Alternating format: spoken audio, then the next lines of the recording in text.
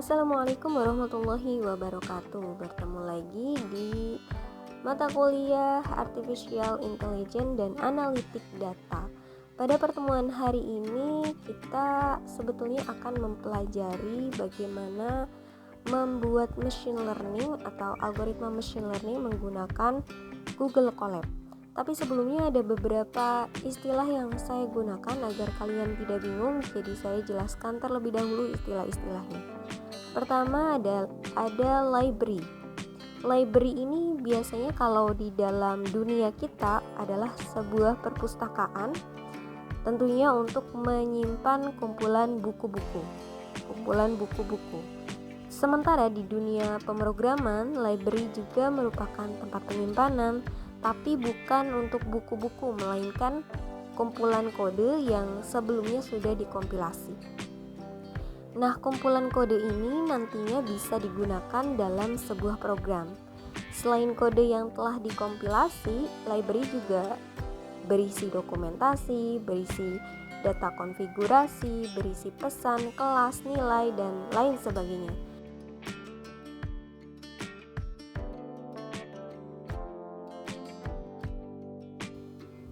Sehingga dalam Python yang sudah kita kenal pada pertemuan sebelumnya juga memiliki library. Nah, library Python juga berisi kumpulan modul-modul yang terkait, berisi kumpulan kode-kode yang kita bisa gunakan berulang-ulang kali dalam program-program yang berbeda. Nah, sehingga kita bisa katakan adanya library ini membuat pemrograman Python menjadi lebih sederhana, lebih nyaman bagi programmer karena kita tidak perlu menulis ulang kode yang sama berulang kali untuk program-program yang berbeda. Ada beberapa jenis library yang populer ya untuk Python juga di kalangan data science. Pertama adalah TensorFlow. Nah, TensorFlow ini yang akan kita gunakan. Lalu juga ada library NumPy, kemudian ada SciPy, Scientific Python, ada Pandas, ada Matplotlib, ada juga Keras, ada Scikit-learn, ada PyTorch, ada Scrapy, ya, dan lain sebagainya. Jadi kesimpulannya, library Python ini kumpulan modul yang isinya kode-kode yang bisa kita gunakan secara berulang kali tanpa kita perlu menuliskannya dari awal, ya, karena sudah termodulkan dalam sebuah library. Jadi kita bisa pakai secara berulang dalam program-program yang berbeda. Mari kita coba gunakan salah satu library untuk Decision Tree Sklearn.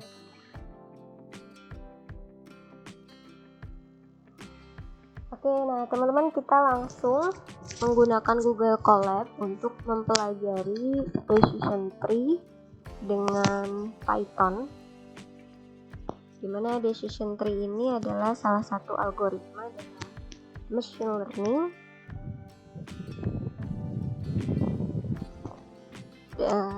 yang digunakan dalam metode pengambilan keputusan, ya, berdasarkan pohon keputusan. Jadi ini juga bagian dari artificial intelligence. Langsung saja kita buka Google Colab kita.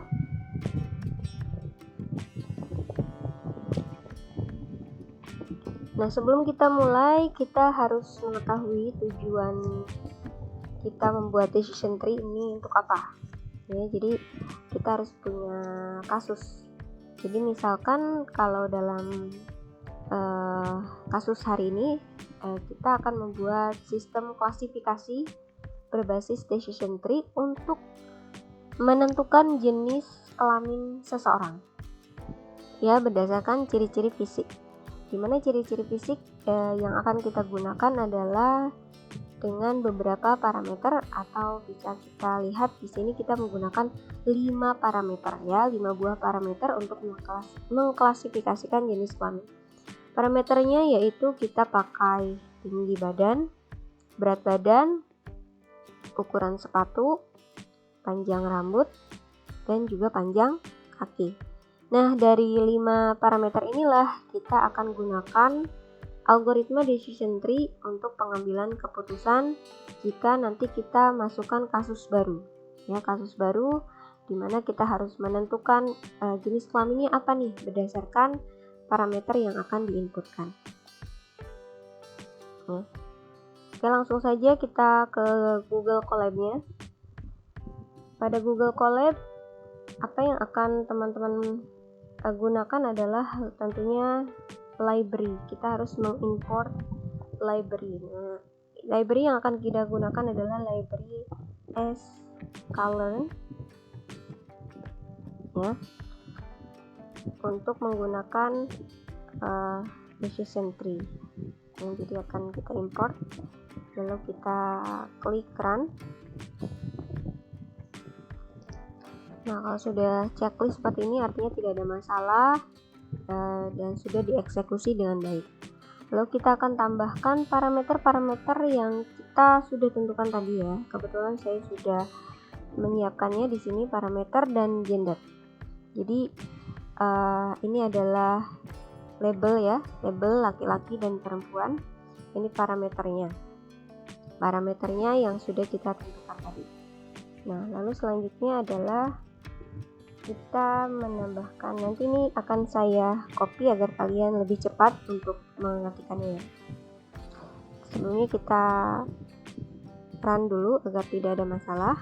Oke, kita tambahkan baris baru di mana kita akan menggunakan CLF untuk mengklasifikasikannya.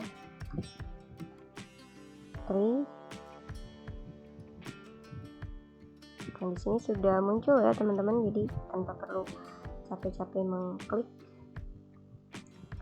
Kemudian kurung, dan kita running untuk melihat apakah ada masalah atau tidak. Tidak ada, kita lanjut lagi. Nah, kita akan memasukkan tadi ya parameter-parameter yang kita sudah tentukan. Ada parameter dan ada gender. Dan CLF kita akan testing gitu ya. CLF dot fit. Kemudian tadi kan kita pakainya parameter. Teman-teman bisa juga pakai misalnya parameter ini diganti X, gendernya itu diganti Y. Ini saya pakai parameter dan gender agar sesuai dengan case-nya. Oke ya, ini untuk nanti kita bisa menguji training data yang akan kita masukkan. Kemudian kita akan masukkan training data. Maksudnya kita punya data baru nih ya. Data baru yang akan kita masukkan. Apakah nanti kemudian program yang sudah kita buat ini mengenali gitu ya, bisa mengklasifikasikan data yang kita masukkan ini dikategorikan gender A atau gender B, atau gender laki-laki atau gender perempuan. Di sini kita akan masukkan prediction dengan fungsi CLF tadi, CLF predict dalam kurung, kemudian ini 2 kali ya. Kita masukkan data barunya di sini. Jadi kita punya data baru ini, artinya ini adalah tadi parameter pertama ya. Artinya ini adalah tingginya ada 150, kemudian 47, ini adalah berat badannya ya. Kemudian 28, ini adalah ukuran sepatu ya. Lalu 3 ini berarti panjang rambutnya 3 cm ya. Kemudian terakhir adalah 84, ini panjang kaki. Nah, panjang kakinya 84. Kemudian kita akan prediksikan ya. programnya tahu apa tidak bahwa ini tuh gender apa. Prediksi. Langsung kita run.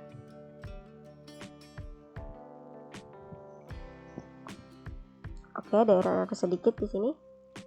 Kita lihat lagi ke codingnya ya.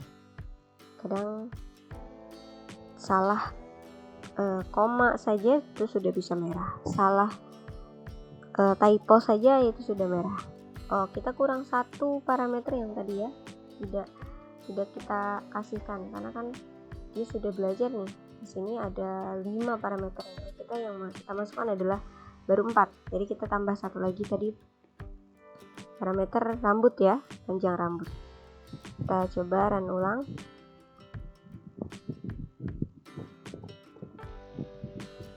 Oke. Ini bukan prediksi ya, tapi kita akan menampilkan hasilnya. Jadi kita butuh print untuk menampilkan hasil. Apa yang di print? Prediction-nya. Prediction. Nah, ini dia. Langsung kita run. Oke. Jadi ini hasilnya. Dengan parameter sekian yang kita masukkan ya, parameter baru, programnya sudah belajar bahwa ini adalah laki-laki. Nah, teman-teman bisa mengcopy paste ini untuk kemudian memasukkan parameter yang baru ya, angka-angka yang baru. Misalnya teman-teman kita masukkan data yang kita miliki ya. 150 ini adalah tinggi badan. Jadi tinggi badannya kita rubah menjadi misalnya 170 ya. Kemudian berat badannya kita kasih gemuk, kita kasih 60, 70 lah ya. Lalu kita kasih ukuran sepatunya 30, tidak 30 tapi 28. Lalu rambutnya kita kasih berapa senti nih ya, 20 cm. Kemudian panjang kakinya 80. Nah, kita jalankan. Nah, dia mengklasifikasikan bahwa parameter ini adalah mengindikasikan gender perempuan. Itulah dia dari decision tree. Kita belajar untuk mengklasifikasikan, tapi sebelumnya kita sudah menentukan dulu ya label-labelnya, bahwa parameternya kita tentukan dulu. Artinya kita memberikan supervised learning dulu atau pembelajaran dulu agar mesinnya itu mempelajari parameter yang kita tentukan, sehingga kemudian dia bisa mengenali label yang telah kita tentukan. Oke.